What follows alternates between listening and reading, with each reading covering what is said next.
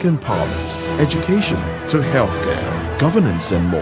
Tackling tough topics and amplifying your voice. Join the conversation and make your voice count. The people's voice. Make your voice count. Truth needs a voice. The policies that shapes our world and the economy that determines our future. Every hour, every day, the grapevine keeps buzzing. And together, we are committed to telling the stories that shape our world, because your voice is our focus. Don't forget, our voice matters the most. Let us come together and share our concerns.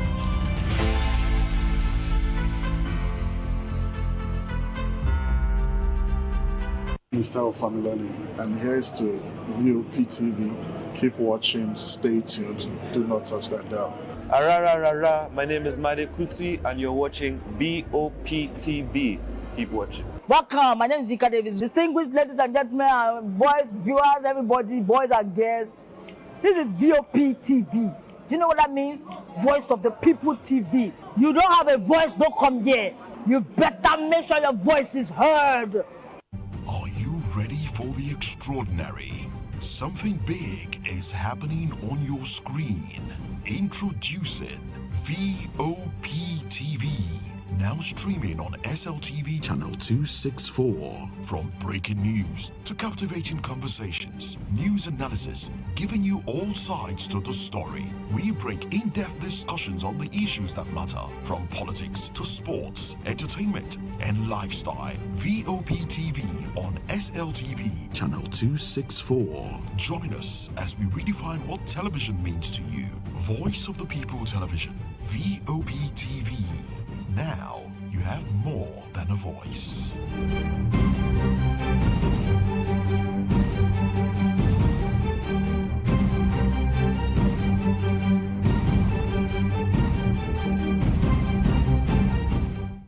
In a world where truth is the ultimate power and opinions scream the loudest, it's time to wade through the noise. Hunger no get tribe.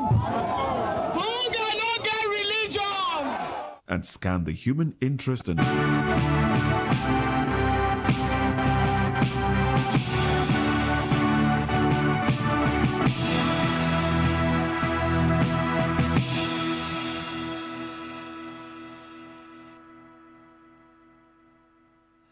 Well, hello and welcome to the Midday News and Voice of the People Television. I am David Edwin. Before we begin the news, we would urge you to kindly visit our website. It's www.vop.ng for fresh and trending news stories. First, the headlines. President Bola Tinubu posts Envoys-Designate to US, UK, and France. Federal government orders free installation of 500,000 meters, warns against extortion. Rivers Chief Judge says court orders behind failure to constitute Fubara Pro panel. Governor Seyi Makinde forecloses defection plans after Tinubu's meeting. LCCI urges transparency, reinvesting of assets proceeds. In the world of business, federal government signs concession agreement for Enugu Airport. And in sports, Wabu boss hails Muhammad on cruiserweight title win. In the world of entertainment, Afro-American musician Daniel urges diaspora Africans to connect home. Now the news in full. President Bola Ahmed Tinubu has approved the posting of 3 ambassador designates to the United States, France, and the United Kingdom. In a statement, the special advisor to the President on Information and Strategy, Bayo Ononuga, said the posting includes Ambassador Ayodele Oke, Colonel Latif Are, and Ambassador Amin Dalhatu to France, the United States, and the United Kingdom, respectively. According to him, the approvals have been formally communicated to the Ministry of Foreign Affairs, with the President urging the ministry to notify the government of its 3 countries about the ambassador designates in line with established diplomatic procedures. He explained that the posting were drawn from the list of ambassador nominees earlier screened by the National Assembly. Ononuga had earlier named the former governor of Kebbi State, Usman Suleiman, as ambassador designate to Turkey ahead of Tinubu's scheduled visit to the country next week. However, he issued another statement a few hours later clarifying that there had been a naming mix-up and that the posting was still under review.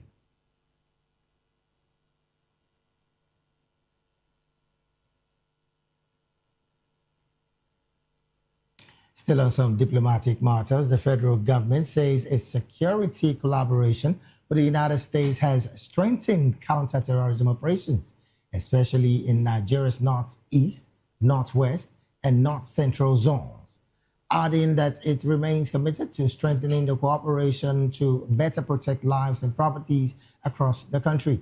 Jointly addressing the Nigeria-U.S. Joint Working Group on the designation of Nigeria as country of particular concern in Abuja, the National Security Advisor Nuhu Ribadu and Information and Orientation Minister Mohammed Idris expressed the country's delight that the security ties respect the nation's sovereignty and prioritizes accountability and civilian protection.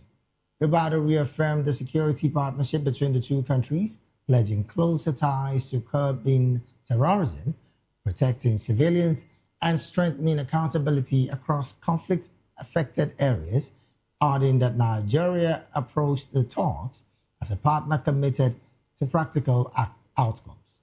Also speaking, leader of the U.S. team and Under-Secretary of State for Political Affairs, Alison Hooker, said Washington remains committed to broadening cooperation with Nigeria to protect vulnerable communities and counter terrorism. However, she expressed concerns over fresh reports of abduction in parts of Kaduna State and urged continued efforts to protecting religious communities and hold perpetrators accountable.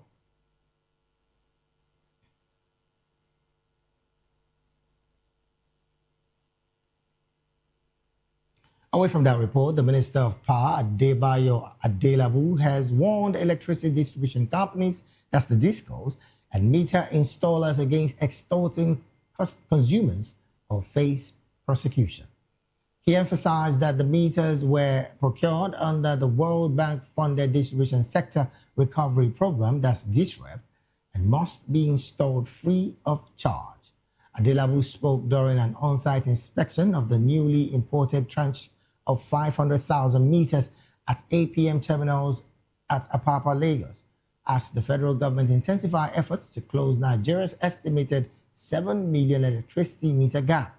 According to him, the program has already delivered close to 1 million meters, with about 150,000 installed across customers nationwide, while these consignment of about 500,000 meters had just arrived. He explained that the program is supporting the government to import a total of 3.4 million meters in two batches, with the first batch containing 1.43 million meters, of which about 1 million meters has been received.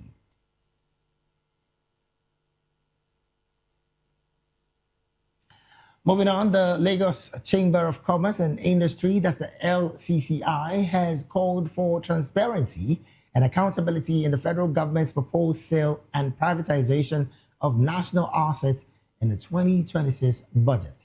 Speaking at a quarterly media briefing in Lagos on the state of the economy, LCCI President Leye Kopului further urged that the projected revenue of 189 billion naira from the sales be reinvested in infrastructure development. The proposed asset sales, which cut across oil and gas, power, transport, industry, real estate, and other strategic sectors, are aimed at monetizing public holdings and reducing direct government involvement in commercial activities. Kopului stated that asset sales and privatizations are viable options for easing fiscal pressure and improving operational efficiency in the process if the process is transparent, completely executed, and supported by strong governance frameworks. Against this background, he urged the government to publish a clear list of assets earmarked for sale, including timelines and the intended use of proceeds to strengthen public confidence and accountability. Meanwhile, a report by the United Nations World Food Programme has warned that no fewer than 1 million people in northeast Nigeria could lose emergency food and nutrition assistance unless funding is secured within weeks, as Nigeria faces one of the worst hunger crises in recent times. According to the disclosure, violence is surging across the north, and WPF is being forced to slash food assistance from 1.3 million people down to only 72,000 people. It added that if WPF cannot continue supporting the displaced population in camps, they will leave the sites in a desperate attempt to survive. WPF Nigeria's country director, David Stevenson, warned that the people will consequently try to migrate or join insurgent groups to feed themselves and their families.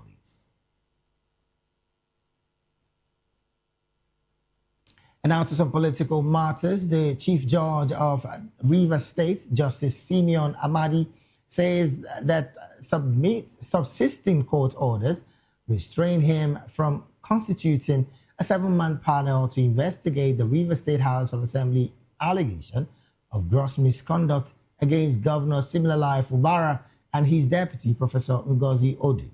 In a letter explaining his position to the Speaker of the House, Martins Amirile, he also urged the lawmakers and all parties involved in the Rivers political crisis to respect and obey existing court orders, saying that the rule of law is the foundation of democratic governance.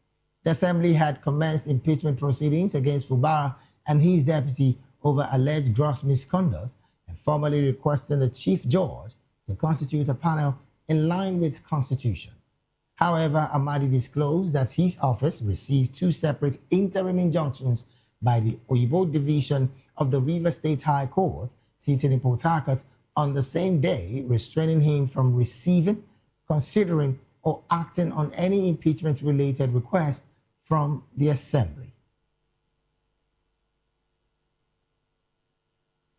Still talking politics, Governor Seyi Makinde of Oyo State has reaffirmed his commitment to the People's Democratic Party (PDP) in spite of a growing wave of high-profile defections to the ruling All Progressive Congress (APC). He told newsmen after closed-door talks with President Bola Ahmed Tinubu at the State House in Abuja that he was comfortable in the PDP, emphasizing that his visit to the president focused on matters affecting the nation rather than party politics. Makinde further stressed that while he was willing to work with the president on matters of national interest, his party's allegiance remained unwavering. According to him, maintaining a strong opposition was essential to Nigeria's democratic health, particularly as the country prepares for the 2027 general elections. Still within the southwestern part of the country, former governor of Ekiti State, Ayodele Fayose, says that President Bola Tinubu's bluntly shunned Oyo State Governor Seyi Makinde during his visit to the presidential villa on Thursday. In a statement after the meeting, Fayose claimed that Makinde was unable to meet the president alone and had to enlist the support of Plateau State Governor Caleb Mutfwang. However, he stated that Tinubu told the governor that he would only listen to him on official matters concerning Oyo State, but not on political issues. Fayose further alleged that the president cautioned Makinde against speaking differently in private and public, adding that he cannot come to the closet on political matters to eat his words while saying another thing to the public. Meanwhile, Fayose claimed that Tinubu made it clear that he was not counting on Makinde's support for the 2027 general elections.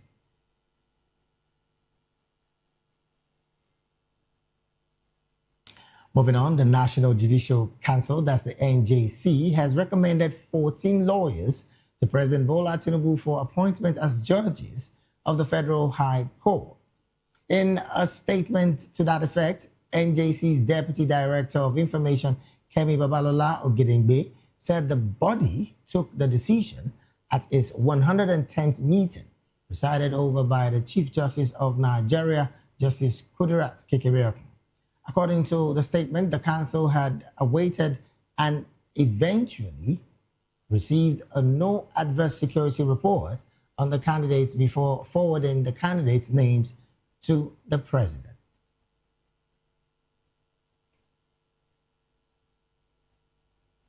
Well, away from that report, the Committee for the Defense of Human Rights has called for a halt to all intimidation, harassment, trespass, and use of force in the escalating land dispute in Amachai community of Opanam in Oshimili North Local Government Council of Delta State. The human rights group further demanded strict respect for all subsisting court orders and injunctions, an imperial investigation of any criminal complaints, and total withdrawal of police and military personnel from any land possession activities linked to the dispute. In a statement by its national president, Dr. Kehinde Tiger, the CDHR also called for good faith dialogue and reconciliation led by community elders and relevant stakeholders to restore peace and uphold the rule of law in the troubled community. It further appealed to the Inspector General of Police, Kaide Egbetukun, to direct the Delta State Commissioner of Police, Aina Adeshina, to exclusively handle all petitions arising from the dispute in the interest of fairness, professionalism, and accountability.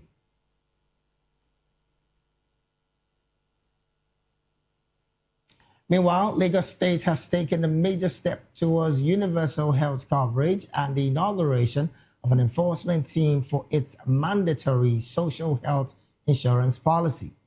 Under the policy, civil servants and residents are required to enroll in the Ilera Eco scheme or risk losing access to certain government services and, in some cases, their salaries. Our correspondent, Onyeka Ogolo, has more in that report.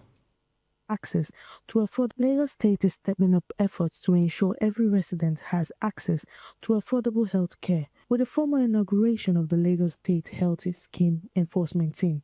The move marks the beginning of full implementation of Governor Babajide Sanwo-Olu's executive order, making enrollment on the Ilera Eco social health insurance scheme mandatory. Officials say the policy is designed to end out-of-pocket spending that has often forced families into financial hardship during medical emergencies. The head of service, Olabode Agoro, says enforcement will begin within ministries, departments, and agencies before extending to local governments and private sectors. A strategic engagement with heads of agencies was convened on the 11th of December 2025 to secure institutional ownership of the executive order and ensure alignment across government MDAs.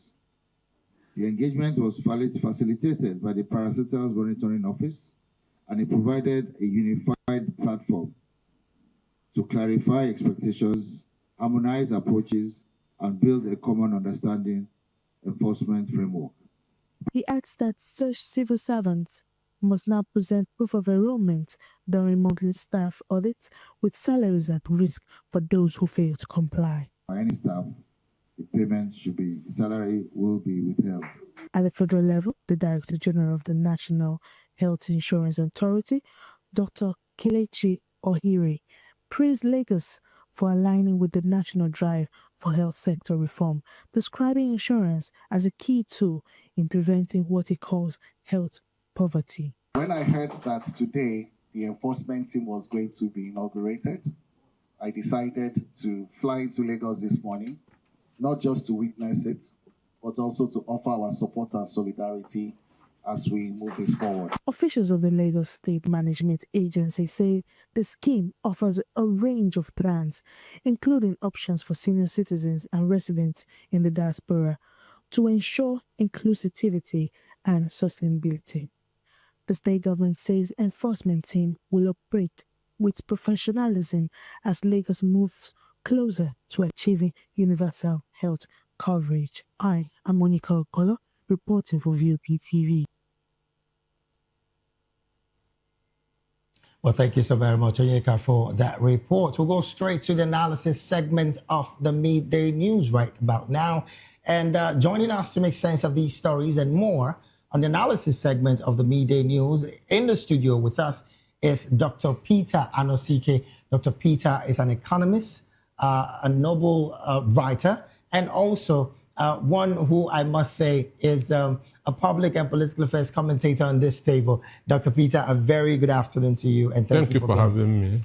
Also joined us virtually is Mr. Somi Ranta. Mr. Somi is an author and also a public and political affairs commentator and analyst. Mr. Somi, a very good afternoon to you, and thank you for joining the analysis segment of the Midday News.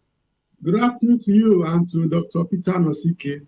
Thank you so very much for joining the conversation. Well, let me start off this conversation from the studio here. Doctor, I want to start off with the Delta State story where the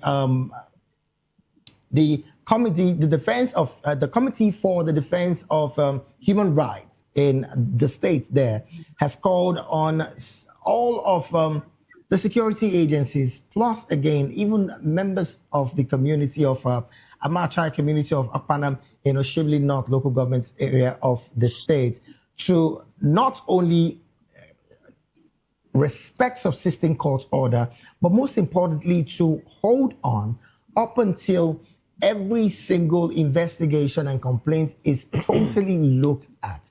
Must we get to this point where we have security operatives, both military, both police, having to mediate on land matters? Doctor. Well, I'm happy to know that Committee for the Defense of Human Rights is still alive, understand? Because it was formed by Dr. Beck Ramsey Kuti. Right, yes. So I don't know that, or they are still operating.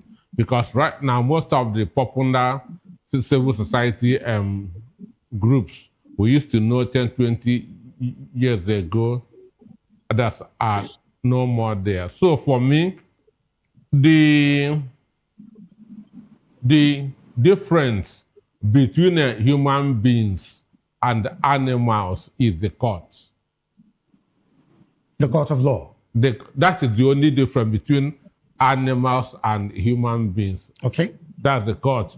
When you remove the court, understand, it's now all man to himself, jungle justice. Understand? So, but a lot of people don't understand the importance of court, because when you don't have anywhere to go to seek for redress, you have to take the law into your own hands. Understand? Right. So for there to be a civil society, that's a normal society, there must be process. Okay. And the process here is the police, understand, which has the responsibility of ensuring law and order in the society. Right. So, and if they are not allowed to do what they are constitutionally programmed to do, there will always be breakdown of law and order. So, I'm in support of what the CDHR is saying. Understand that due process should be allowed to exist, that to function in the society. Now, still staying with you, Doctor. As it stands, yes, due process should be allowed to, take its course. But the part where you have military personnel, not just only getting to get themselves involved in this kind of situation, thereby, of course, making the youths get agitated, and we see this level of unrest within the state. Isn't that something worrisome? And who should call the military personnel to order? Because that's not their jurisdiction. No. They have their own. The military has their own role, which is external. Yes. Then police have theirs, which is internal. And when military can only come in when the police is overwhelmed. Yes. And right now, I don't think that the police is overwhelmed. So the chief of army staff or whoever is in charge should be alerted to call his boys to order. Understand? Because this is not their own job. Understand? It is still within the provision of the Nigeria police. Understand? Okay. All right, then. Let's take this conversation to Mr. Somi. Well, again, this conversation seemed to be quite on the very interesting part for most Nigerians, because you see this happening even across all other states where there is an issue of land, possibly land grabbing or situation, and you have military personnel being brought into the situation.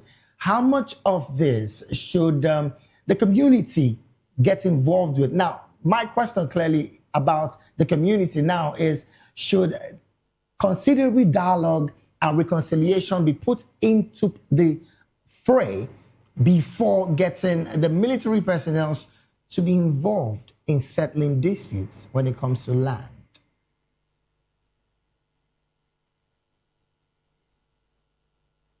Somehow the police and even the military seem to be guilty of overreaching themselves, because first, just like Dr. Anosige said, the military have their own job cut out for them, which has to do with protection of the integrity of Nigeria from outside invasion. Now, the police job is to quell issues of this nature, but not to meddle into land issues. I do not think that the Constitution gave police the right to talk about land issue. If there's issue of criminality, if there's issue of anything that will lead to violence, that might lead to the breakdown of law and order, the police might come in strictly on that aspect of it. But when it comes to land, who owns this and all that, it is the court that has the right to adjudicate over issues of such nature. But you see, in Nigeria, when someone has power, they like to throw it here and there. If you have military people at your beck and call, you can use the military, when it has to do with land issue. If you have police friends or have some power that you can order the police about and around, you can also use that. But their job is to maintain law and order. Isn't that even a crime? Because I feel if, for instance, there is a situation of a land between yourself and maybe doctor, and then maybe you have the access to the CDS, and before you say Jack Robinson, the army is all around the land, and isn't that intimidation on its own? That actually is a resort to self-help. It is not known in law. It is taking laws into one's hand, which is very, very wrong. We are supposed to be a society governed by the rule of law. But you see, those who have some powers here and there tend to use those powers, to intimidate their fellow Nigerians, which ought not to be so. The police job, like I said earlier on, is to maintain law and order, to ensure that there is, law and order within a given society where they are supposed to oversee. The army job is to take care of, the protection of Nigeria's territorial integrity. Right. Except police gets overwhelmed. Even when they get overwhelmed, they bring in the mobile force. There are stages of this thing, but everything is mumbled up as it is now. Where Nigerians tend to use, to resort to self-help, which is very, very wrong. All right, then. Well, let me bring this conversation back to the studio here, and we're going to be switching gears and going to Rivers State. Well, Doctor, as it stands, you know the situation already. Justice Simeon Amadi, the Chief Justice and the Chief Judge of Rivers State, has clearly said that the reason why he's holding back from, of course, constituting the 7-man panel is the fact that there is a subsisting court order that restrained him from constituting this 7-man panel, clearly on the impeachment proceedings of Governor Siminalayi Fubara and his deputy, Professor Ngozi Odu. What's your position with these kind of conversation? Because some have said that he is only trying to take side and not be on the side of the lawmakers. But the question is, should a judge not stay with a subsisting court order that is already existing? Well, if you know the symbol of justice, a blindfolded man understand me. So Right. that simply shows that a judge is not supposed to take side. Understand? But what he's saying is the right thing because there's already a precedent in Ondo State. When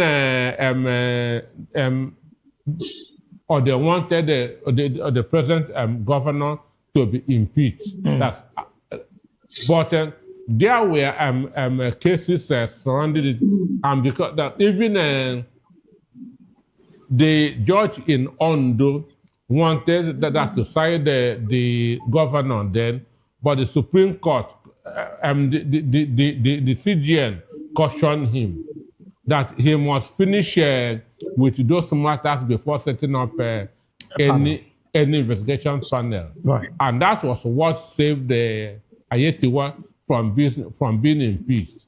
So the Amadi is trying to do the right thing because you cannot have subsisting cases and you still go to set up that's a committee. Understand me? Yeah. And this is what Omotosho failed to do. That's in the case of Nnamdi Kanu because he was biased on that issue. Oh, you think he was on that? He was biased on that issue. So what Justice Amadi is doing is the right thing. Understand?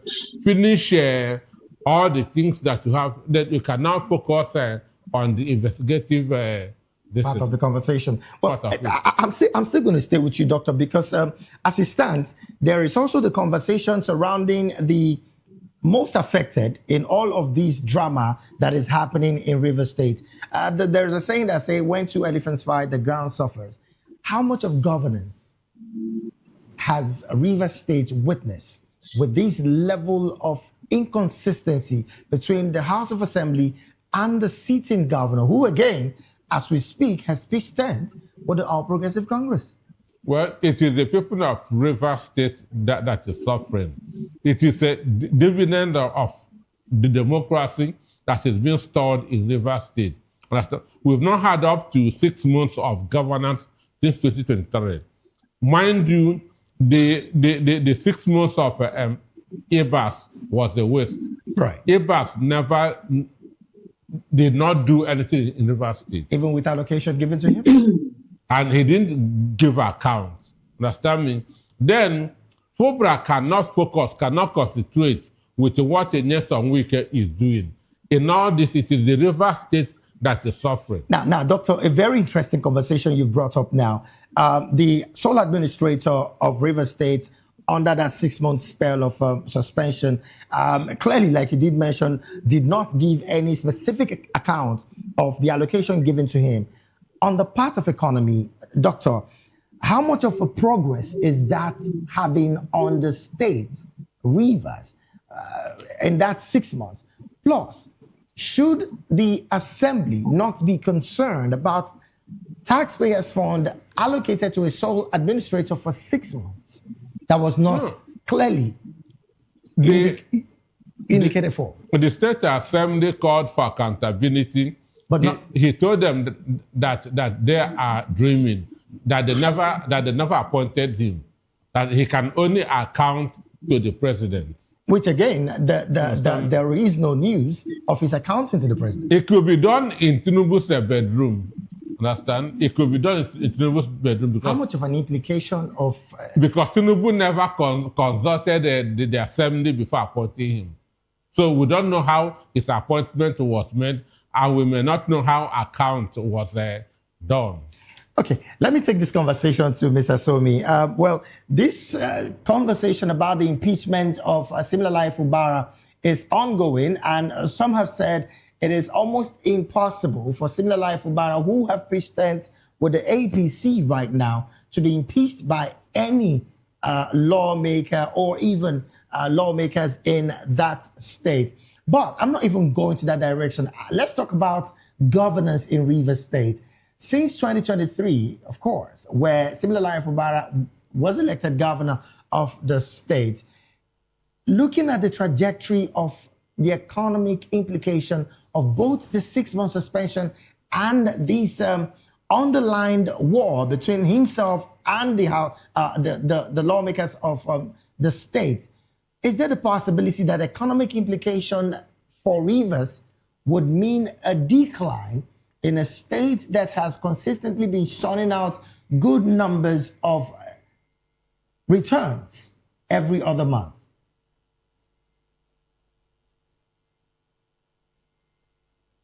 I haven't delved into that. Dr. Anosike said the sole administrator, Mr. Ipas Ete, that he didn't do anything. But I want to say that he didn't do anything, but at least he had time to sign 10 billion naira to the assemblymen, where they got 350 million each. I also learned that he gave them SUVs. So I wonder how such people now will come around after collecting those things, turn around to ask for accountability and all that when they already been taken care of. So we're going to the issue of governance in Rivers State. We are lucky to an extent that the governor is not, a cool-headed person. So that while he's trying to weather through the storms, as created by his godfather, Minister Wike, at least the man had tried to also ensure that projects and all that are going on in Rivers State. But you cannot compare, no matter how focused he tried to be, his level of productivity, the dividend of democracy the people of Rivers State would have gotten if there was peace, cannot be compared to what we're having now. Yes, he's doing a great job, but he's so distracted by this issue. This is the third time in this administration, in less than 3 years, they are dangling the impeachment clause at his face, just to whip him into line, to obey a certain instruction. So we are suffering, people are suffering as it were. Unfortunately, we're really pressed for time. And before I let you go, Mr. Somi, in one sentence, the World Food Program has said that no fewer than 1 million Nigerians in the northeast of Nigeria would lose emergency food and nutrition assistance unless funding is secured within weeks. And of course, as Nigeria faces the worst hunger crisis in recent times. In one sentence, what does it imply for Nigerians in the northeast? The fact remains that the government have not shown capacity. They have not shown sincerity of purpose. They have not shown the political will to fight insecurity. I think the Americans and the Israelis will have to come and help us. But we must know that we have to pay for it. Thank you so very much, Mr. Somi. Well, Doctor, while I let you go, same question in one sentence. WFP. Where would the funding come from? Donald Trump has told Europe, you are on your own. Take care of yourself. And America has finally exited from WHO. Yes. So things are really going to get worse for the third world countries. Well, quite unfortunately, this is where we have to draw anchor on the analysis segment of the Midday News. I want to say a big thank you to the gentlemen that chimed in their voices on the analysis segment. In the studio with us, we had Dr. Peter Anosike, a Nobel writer, an economist, and also one who is big on finance as well. Doctor, thank you so very much for being here. Also, we had virtually Mr. Somi Ranta, an author and also public and political affairs analyst. Mr. Somi, thank you so very much also for being here on the analysis segment of the Midday News.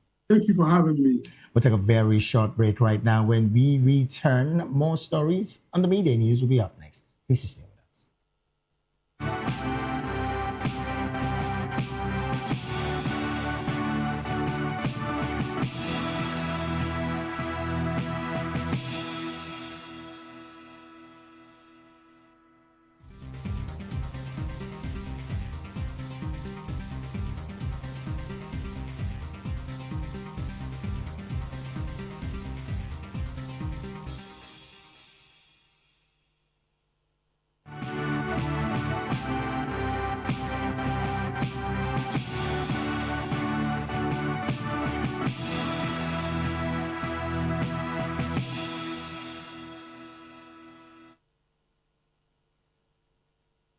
We're glad to have you back. It is still the Midday News right here on Voice of the People Television. Now to more stories. Tax reforms are at the center of national debate as the federal government introduces measures to boost revenue, strengthen the economy, and improve public services. Authorities say the changes are crucial for development, but many Nigerians worry about the impact on incomes, businesses, and daily lives. Voice of the People TV's Oyindamola Olukoto has more in this report. Discussion across Nigeria, with citizens expressing mixed reactions to the new policies and their impact on daily life. While the government say the reforms are aimed at improving revenue generations, boosting development, and ensuring fairness, many Nigerians are concerned about how this change affects their income, businesses, and overall cost of living. To understand what the people truly think, VOP TV went on the streets to hear directly from citizens on their views about the ongoing tax reform. There is a kind of misconception on this tax issue. I think that our government should look for a way, or probably the firms, accounting firms, should look for a way to put our people through on how it goes, how to go about this. And there should be a kind of orientation, training to some organizations, especially this individual. We are low-income earners, so it's good for me, and I will always support it. But for the high-income earners, I think there is no way we can evade tax. Avoidance is fine if you can just make use of the loopholes, but you cannot evade tax. So if you are earning more, you need to pay tax. From the commencement of this regime now, they told us that the subsidy is gone. And Nigeria is very, very excited about it. But since that time, there's no any good impact about subsidies. Nigeria is suffering, eating from hand to mouth. Tax reform come now. Nobody's happy about that. I'm telling you the reality. Nobody's happy about that because Nigerians are facing many, many difficulties. It no be poor people like us like this. This thing is supposed to be good for big men. You know, we the son now they suffer. How much you go get car and go home, go pay house rent, go the move tax here. Make una pity those poor people. So I never chop belleful. I said tax. All those big man they do you get contract. Now they're supposed to do this thing. How much we do get a day now? You go car and go home. You go drop now. You say you go the move tax there inside. It's not fair. And children from school now load for us. That tax now for company and business people. Not be person like us. The responses reveal a mix of hope, concern, and skepticism. While some citizens believe tax reform could improve national development if properly managed, others insist that transparency, accountability, and proper implementation must come first. While some citizens are of the opinion that there should be an orientation to let people understand who this tax reform actually affects. As conversation around tax reform continue, many Nigerians are calling for policies that truly reflect the realities of the people. I am Oyindamola Olukoto, reporting for Voice of the People TV. Well, also residents in Abuja and Benin City shared similar concerns with our correspondent in those areas as well. New tax law as signed into law by Mr. President, President Bola Ahmed Tinubu, last year, which takes immediate effect this year, January 1st, 2026, is meant to alleviate whatever tax burdens that the shoulders of the low-income earners in Nigeria. That is what the law has come to address. It has also come to simplify whatever pieces of laws we have in the country that were not put together. So it's a unified system of all the tax laws we have in Nigeria, making it more simpler, making it more understandable, and making it more operational by tax authorities, by tax practitioners, and even the taxpayers. One of those things that have been made simplified by the tax law is the filing of tax returns. First, every employer now have the responsibility to ensure that they register their employees under the tax law within 30 days of every year. And then every taxpayer is to ensure that they get registered as a taxpayer. They are registered under the law, and they are given a tax ID. That tax ID now replaces what we used to know as the tax identification number, which has been phased out as a result of the enactment of this law. There are sanctions for all of this. For those who don't get their tax IDs, and for employers who don't get their employees registered, there are sanctions for it. So there are sanctions for non-filing. Individuals and corporate organizations who refuse or fail to file or submit returns that are not complete or falsify returns to the tax authorities, they have a sanction of 100,000 naira in the first instance, and subsequently for failure to file returns for every month, it is 50,000 naira. So what we have done as a service is to enlighten the public by this means and by every other means. If you listen to our radio stations and TV stations, you see enlightenment materials, being aired, notifying and enlightening the public on their roles and responsibilities under the new tax laws. Now, this tax law is going to seriously benefit the low-income earners, those that does businesses within the society, those who earn 800,000 naira and below. The tax law is going to find a way to exempt them. For those who used to pay higher taxes, their taxes is going to drop significantly.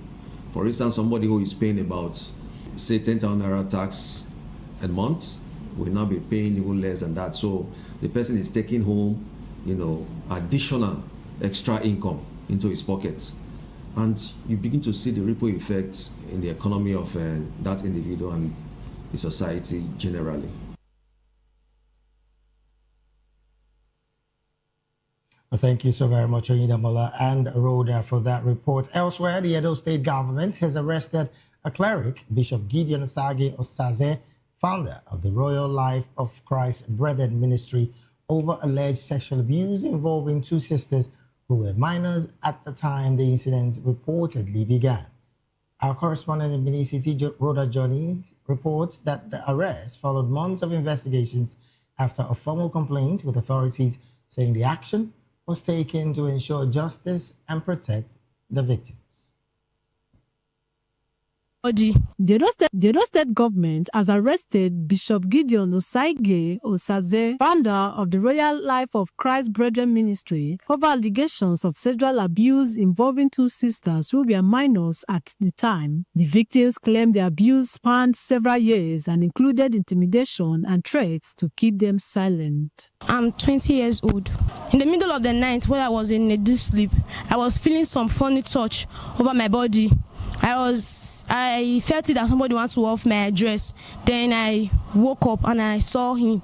That is my pastor that is trying to off my clothes them again. So that was how he took advantage of me that night. I tried to scream. I tried to push him. I couldn't push him. He overpowered me. One night where he made me to swear because he's like his instinct was telling him that I would definitely expose him. He now made me to swear. He brought out two things like that, like the mold, like stones. Calories was in the middle of the two stuff that he brought out. He made me to swear that I will never ever tell anybody. He also said that if any man ever have access to my body again, except only him, that man will come on top of me. He did not engage me. I never promised him marriage. I was 13 years old. He asked me to come and sleep in his room. I said no, that I want to join the elder sister, which is the eldest child, because she was alone in her room. Then he said no, that I should come and sleep with him, that is my father, is this, is that. He kept on insisting that I should come and join his room. So when I got to his room, I slept off. So in the night, I was feeling some kind of touch in my body. When I woke up and I saw it was him, I started pleading with him and saying that I was a virgin. I've done this before. So that he said no, that is not going to hurt me. Even when I tried to shout, he covered my mouth, and that was how he took advantage of me and gathered evidence leading to the bishop's arrest after months of monitoring. Nothing happened. I didn't. What happened was that I make a proposal to one Vivian Etinagona. That's the one I make a proposal to. which she told me she was 21 years. Mrs. Eugenia Adalai, Commissioner for Women Affairs and Social Development, said the ministry acted immediately after receiving a complaint. For 4 years, 5 years, 4 years, 5 years, and we've been looking for him since last year. We couldn't find. So the ever vibrant police of this SAC center now had to lay ambush on him. They've laid ambush in his house for over 1 month. They just caught him one early hours of the morning when he was asleep. After the arrest, we took him to Adenian police station. Now we are taking him to the state CID for prosecution. The suspect has been handed over to the State Criminal Investigation Department for prosecution, while the victims received medical and psychological care, which corroborated their testimonies. Rhoda Johnny, BOP TV News. Well, thank you so very much, Rhoda Johnny, for that report. From there on, let's move to some business stories. The federal government has signed a concession agreement for the Kano Ibiam International Airport, Enugu State, in its efforts to modernize Nigeria's aviation infrastructure through public-private partnership.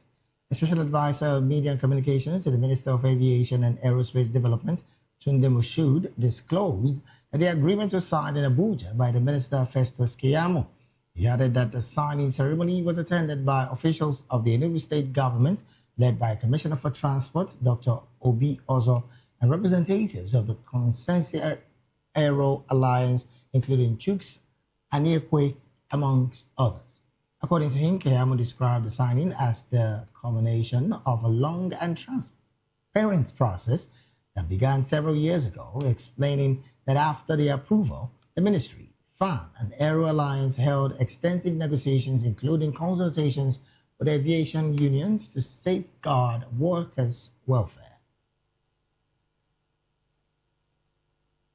And from business, move straight to talking sports. President of the West African Boxing Union, WABU, Ikpabi David, has congratulated Haruna Thunder Mohammed for successfully defending his WABU Cruiserweight Championship title.